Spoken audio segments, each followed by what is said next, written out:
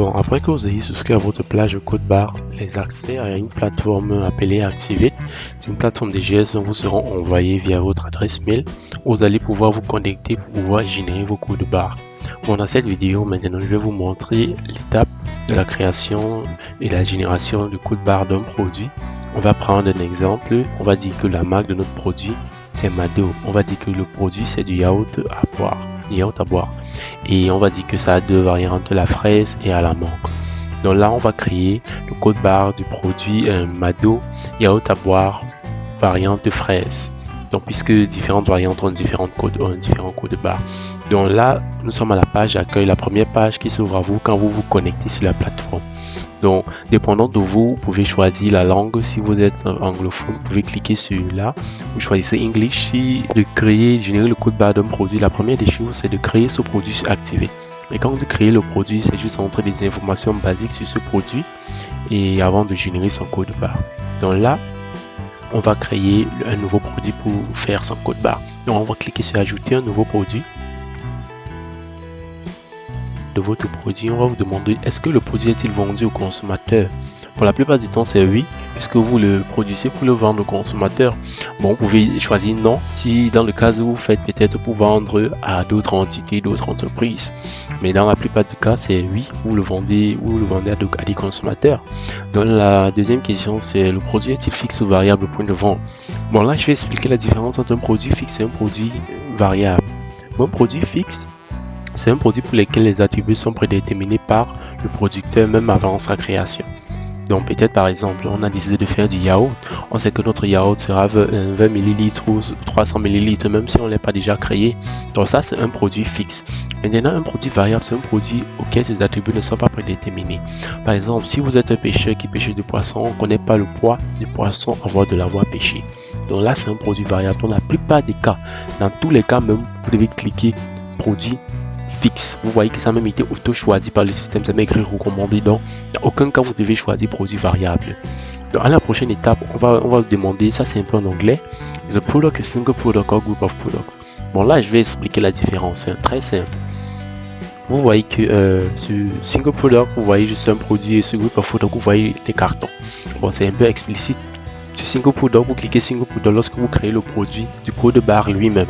Le code barre du produit lui-même, pardon. Et maintenant, vous choisissez Group of Products lorsque vous créez le code barre peut-être du carton qui va contenir d'autres produits qui ont déjà des codes barres. Donc, le code barre du carton sera différent. Ça, c'est dans le cas où vous voulez créer Group of Products.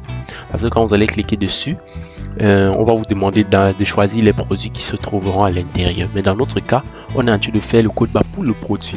Donc, dans presque tous les cas, vous cliquez sur Single Product. Et puis, après avoir terminé, on clique sur Suivant. Donc là, c'est la dernière ligne droite avant d'avoir créé pour créer notre code barre. Bon, là, on va vous demander de remplir certains champs. Vous allez voir que c'est certains champs, il y a des astérisques rouges dessus comme ce marque. Bon, ça veut juste dire que c'est obligatoire. Vous ne pouvez pas passer cette étape sans les avoir remplis. Bon, il y a d'autres champs, vous voyez optionnels. Ça veut dire que vous pouvez les sauter, vous pouvez les laisser vides. Bon, dans notre cas, on va créer notre produit. On va entrer les informations. Pour créer une nouvelle marque, on va créer une nouvelle marque. Cliquez sur créer une nouvelle marque. Bon, là, on va entrer la marque de notre produit. On va écrire Mado. Bon, pardon. Mado. Bon, Mado, vous voyez que j'ai écrit Mado en majuscule. Les écrits en majuscule. Bon, quand on finit, on clique sur ajouter. Vous voyez que ça a été ajouté au-dessus. Et maintenant, cette marque-ci, là, ça, c'est la marque une marque qu'on avait déjà créée. Donc, au fur et à mesure qu'on va créer des marques qui vont venir s'ajouter ici. Et dans le cas où on a des produits qui ont la même marque, donc, au lieu de venir recréer la marque, on peut juste venir cliquer sur la marque qui a déjà été créée et on choisit. Donc, dans notre cas, on va laisser sur Mado. Et maintenant, sous-marque, c'est presque la même. Bon, c'est la même procédure que la marque. La seule différence, c'est que ça, c'est une sous-marque. Mais quand il n'y a pas de sous-marque, vous pouvez toujours laisser ça vide comme c'est là. Vous n'êtes pas obligé de le remplir. Vous allez à la prochaine option. Bon, là, on va aller sur non fonctionnel. Ce non fonctionnel, ça essaie juste de savoir ce que votre produit est. Quel est votre produit? Dans notre cas, c'est le yaourt. Donc, notre non fonctionnel, on va juste mettre yaourt. On met juste yaourt. Et ça serait OK pour le non fonctionnel. Si c'est qu'on faisait du savon à nettoyer, peut-être savon liquide, on va juste mettre savon. Si on faisait peut-être des épices, on va juste mettre épices. Donc, c'est comme ça, le non fonctionnel essaie juste de savoir ce que le produit est basiquement. Bon, pour la langue, vous mettez la langue auquel votre nom fonctionnel va s'afficher. Bon, la plupart du temps, c'est auto-choisi, basé sur la langue que vous avez déjà choisie au début. Donc maintenant, vous voyez qu'il y a langue French, tout est auto-choisi, donc vous ne devez pas choisir d'autres options. Bon, maintenant, sur une variante, essaie juste de savoir la variante pour laquelle vous créez le code barre. Donc là, maintenant, on a juste de créer le code barre du produit yaourt à boire, variante fraise. Donc là, dans variante, on va écrire soit à la fraise, on peut mettre à la fraise, ou on peut mettre fraise. Ça dépend de vous. Donc là, c'est déjà bon. La variante, c'est pas l'endroit où on va venir mettre à la fraise, on met à la mangue, virgule, à la... Non. Vous mettez juste la variante pour laquelle ce produit est. Pour le code barre que vous êtes en train de créer, vous ne mettez pas toutes les variantes. Sinon, ça serait pas bon. Maintenant, vous voyez la manière dont j'ai écrit rempli chacun de ces champs. Vous voyez non fonctionnel Y est en majuscule. Vous voyez sur variante, chacun des premiers mots est en majuscule. Donc c'est aussi la même syntaxe que vous devez respecter. Donc ça doit être proprement écrit. Chaque premier mot de chaque première lettre de chaque mot doit être en majuscule. Donc voilà la prochaine option, c'est contenu net. Le contenu net, essaie juste de savoir est-ce que votre produit c'est 20 litres, est-ce que votre produit c'est 10 grammes, est-ce que votre produit c'est 10 centilitres, ça dépend de vous. Donc par exemple, disons que notre produit c'est 300 millilitres, on met 300 dans mesure, unité de mesure maintenant, puisque c'est millilitres, on commence à écrire millilitres. Dans ce champ, il y a toutes les unités de mesure. Donc quand on écrit milli, on voit qu'il y a millilitres qui s'affiche et on clique dessus et on a choisi notre unité de mesure, ça fait 300 millilitres.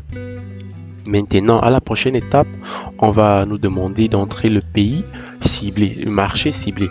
Bon, là, vous voyez beaucoup d'options. Vous n'êtes pas obligé de venir cliquer Cameroun, cliquer Tchad, cliquer non. La seule chose que vous pouvez faire, c'est de cliquer l'Afrique. Vous cliquez Afrique, African Region. Bon, en anglais, c'est African Region. Vous cliquez sur African Region. Ça ne veut pas dire que hors de l'Afrique, ça ne serait pas vendu. Hein. Non, c'est juste comme un point général, un truc spécifique, un général qui est pris. Donc, partout, ça serait vendu. Vous devez juste cliquer sur African Region pour vous éviter d'écrire, de choisir toutes les options qui se trouvent là-bas. Maintenant, le code de catégorie du produit. Voilà, c'est la dernière chose que vous devez remplir avant de créer le code de barre. Donc, le code de catégorie, c'est juste de classifier votre produit sur des catégories. Par exemple, nous on fait du yaourt. Quelle est la catégorie? Si on parle d'un supermarché, quelle serait la catégorie peut-être de ce produit? Bon, la première des choses pour avoir le code de catégorie dans la plupart du temps, c'est d'écrire le nom fonctionnel. Donc dans notre cas, on va essayer d'écrire yaourt pour voir. Vous voyez que ça essaie de faire des recherches. Bon, là quand j'ai écrit yaourt, vous voyez il y a des différentes options qui s'affichent à moi. Bon, basé sur mes besoins, je vais choisir l'option qui me convient. Disons qu'on va cliquer sur yaourt surgelé. Bon, dans le cas où vous écrivez le nom fonctionnel, vous n'arrivez pas à trouver le code de catégorie, vous pouvez juste réfléchir à ce que votre produit fait. Par exemple, si vous faites du savon, vous écrivez savon et ça ne sort pas, vous ne voyez aucune option. Essayez de réfléchir à ce que le savon fait. Le savon, c'est un produit nettoyant. Donc, vous essayez d'écrire nettoyer ou nettoyant. Vous allez voir les options qui se montrent à vous. Si peut-être vous faites des produits cosmétiques, par exemple, et vous écrivez peut-être glycérine, si vous faites de la glycérine et ça ne sort pas, ou vous écrivez au savon éclaircissant, ça ne sort pas. Essayez de réfléchir à ce que votre produit fait. Disons savon éclaircissant. Qu'est-ce que ça fait? Ça éclaircit la peau. Donc, essayons d'abord d'écrire, de chercher les mots-clés dans cette phrase. Nous avons on a éclaircissant. Donc, on va essayer d'écrire peau. On voit les options qui se montrent à nous. Donc, vous voyez que directement, quand je clique sur écrit peau, vous voyez les options produits éclaircissants pour la peau. Et la première option est même déjà la réponse à mon besoin. Donc, puisque je fais peut-être du savon éclaircissant, je clique sur produit éclaircissant. Donc, dans ce cas-ci, ça ne veut pas dire qu'un produit a juste une seule catégorie. Un produit, il y a tellement de catégories qui veulent spécifier un produit. Choisissez juste ce qui convient le mieux à votre produit. Donc, on va remettre pour nous, c'était yaourt. On va cliquer sur surgelé. Bon, après avoir rempli cela, la prochaine étape, c'est l'image. Bon, l'image, vous ne devez pas remplir, entrer l'image. L'image, vous devez l'envoyer. Vous nous envoyez votre image. Au fur et à mesure que vous créez vos produits, vous envoyez l'image du produit sans mettre l'image directement, parce que nous avons des choses que nous mettons, des montages que nous faisons avant de les mettre sur cette plateforme là. Donc quand on aura terminé, la prochaine étape c'est de cliquer sur suivant.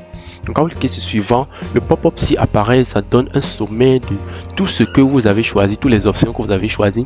Vous voyez, pour nous, par exemple, nous aurons Mado yaourt à la fraise 300 ml. Donc ça a un peu mélangé toutes les options qu'on a choisies. Vous voyez la catégorie marché ciblé et toutes les questions qu'on a répondues au début. Bon, à ce niveau-ci, ça nous donne l'option de modifier le produit. Si on veut modifier le produit, on peut modifier mon produit. Si on veut enregistrer comme brouillon, on clique sur enregistrer comme brouillon. Et quand on clique sur enregistrer comme brouillon, ça va juste stocker les informations du produit, ça ne va pas générer son code barre. Mais plus tard, si vous voulez maintenant générer son code barre, on a les qu'à venir cliquer sur enregistrer comme brouillon et puis cliquez sur le brouillon que vous avez créé, et puis cliquez sur finaliser. Mais dans notre cas, on veut créer le code barre. Donc vous voyez, félicitations, vous avez finalisé votre produit. Là, le code barre a été généré. Vous voyez le GitIn, ce numéro, c'est là, c'est le code barre, numéro de code barre de votre produit.